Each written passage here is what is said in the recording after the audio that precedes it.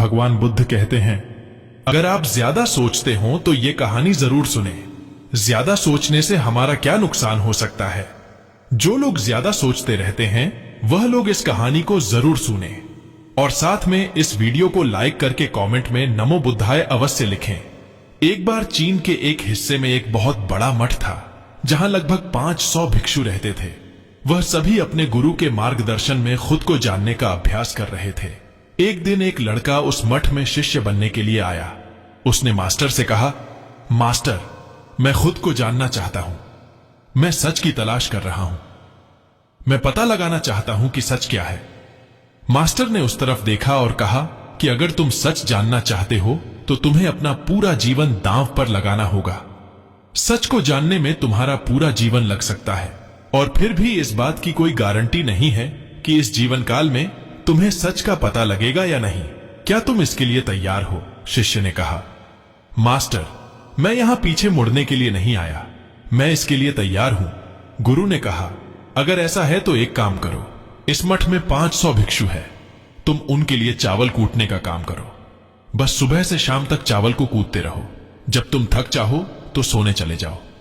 फिर अगली सुबह उठकर चावल कूटना शुरू कर दो। इसके अलावा कुछ और मत करना। किसी और चीज के बारे में मत सोचना। बस इस रास्ते पर चलते रहना और दोबारा मेरे पास मत आना।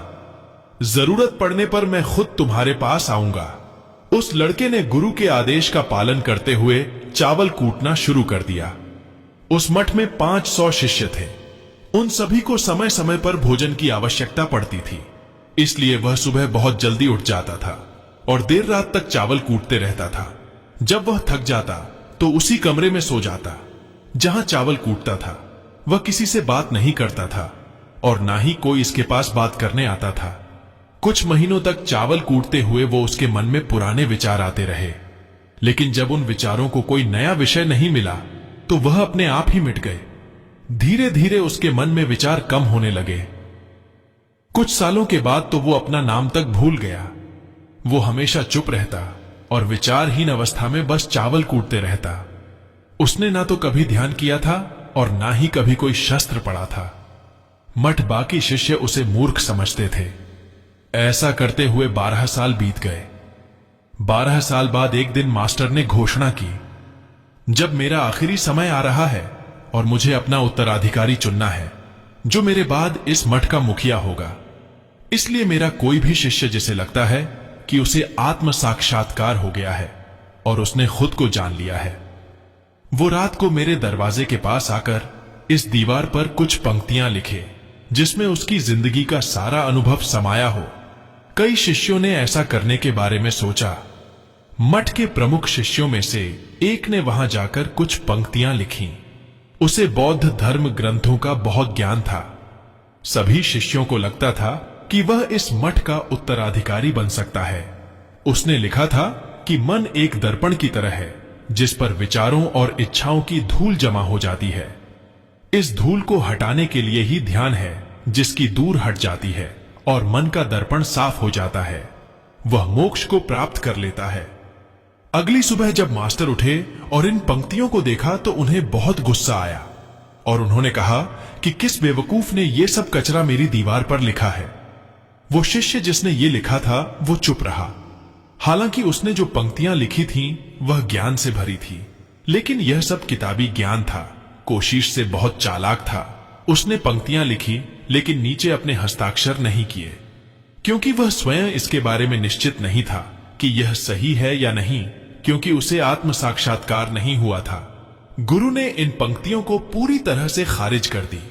यह देखकर सभी हैरान रह गए। यह घटना पूरे मठ में चर्चा का विषय बन गई। इस विषय पर बात करते हुए 2 शिष्य उस शिष्य के पास से गुजरे जो 12 साल पहले यहां आया था और दिन रात बस चावल उठता रहता था। दोनों की चर्चा सुनकर वह धीरे से हंस पड़ा। दोनों शिष्यों ने उससे पूछा कि तुम क्यों हंस रहे हो? उन दोनों की नजर में यह चावल कूटने वाला बहुत ही तुच्छ भिक्षु था। किसी ने भी उसे ना तो कभी ध्यान करते देखा था और ना ही कभी कोई शास्त्र पढ़ते। हर कोई उसे मूर्ख समझता था, बस चावल कूटना ही जानता था। उस मठ में बहुत बड़े बड़े विद्वान थे, लेकिन चावल कूटने वाले को किसी से कोई मतलब नहीं था। इसलिए वह दोनों शिष्य उसे मुस्कुराता हुआ देखकर चकित रह गए। उन्होंने फिर उससे पूछा कि तुम क्यों हंसे? उसने जवाब दिया, मैं इसलिए हंसा क्योंकि मास्टर सही बोल रहे हैं। ये सभी पंक्तियां कचरा है, इन पंक्तियों का कोई मूल्य नहीं है। वह दोनों शिष्य चौंक गए। उन्होंने इसे पूछा, क्या तुम कुछ ऐसी पंक्ति लिख सकते हो जो इससे बेहतर हो? चावल पीसने वाले ने जवाब दिया, नहीं, क्योंकि मैं अनपढ़ हूं, लेकिन हां, मैं कुछ पंक्तियां कह सकता हूं, और अगर तुम उन पंक्तियों को लिख सकते हो तो मैं तुम्हारे साथ जाने के लिए तैयार हूं। उन दोनों शिष्यों ने कहा, ठीक है।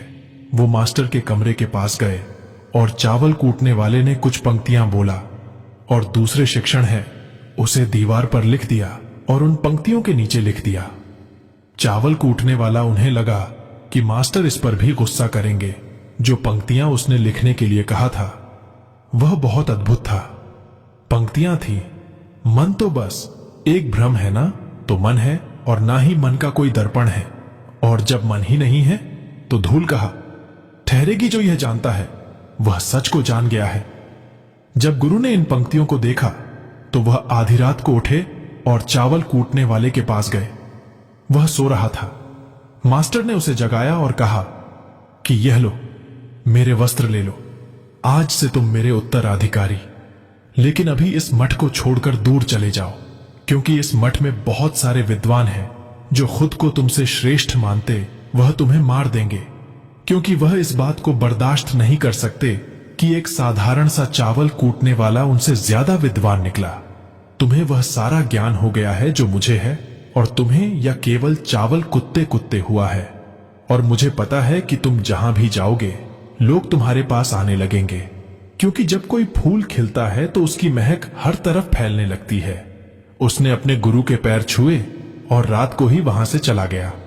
अगर हम अपनी जिंदगी में देखें तो पाएंगे कि बहुत से लोग सोचते हैं कि ध्यान केवल एक जगह बैठकर आंखें बंद करके ही किया जा सकता है, लेकिन हकीकत में ऐसा नहीं। ध्यान तो चलते चलते भी किया जा सकता है, या अपना कुछ काम करते हुए भी ध्यान किया जा सकता है। असल में ध्यान का मतलब यह है कि आप जो भी काम कर रहे हैं उसे इतनी शिद्दत से करें कि आपको अपने शरीर का ख्याल भी ना रहे। बिल्कुल चावल पीसने वाले की तरह, जो चावल कूटने में इतना मग्न हो गया कि उसे खुद का कुछ ख्याल ही नहीं रहा। चावल कूटते हुए ही उसने आत्म साक्षात्कार प्राप्त कर लिया। इसी तरह जैन का अर्थ है हर समय वर्तमान में रहना और कुछ नहीं सोचना, क्योंकि मन तब तक ही है जब तक विचार है। विचार नहीं रहेंगे तो मन भी गायब हो जाएगा, और जब मन ही नहीं रहेगा तभी केवल तुम अपने आप को अच्छे से जान पाओगे।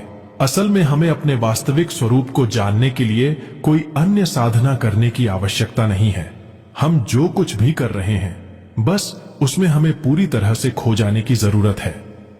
अपने काम में इस कदर लीन हो जाओ कि आपका काम ही ध्यान बन जाए। दोस्तों, वीडियो अगर अच्छा लगा हो तो वीडियो को लाइक करके अपने इस चैनल पेज को सब्सक्राइब जरूर कर लेना। आप और आपके परिवार हमेशा खुश रहे। धन्यवाद मित्रों, मिलते हैं एक नए वीडियो के साथ। नमो बुद्धाय।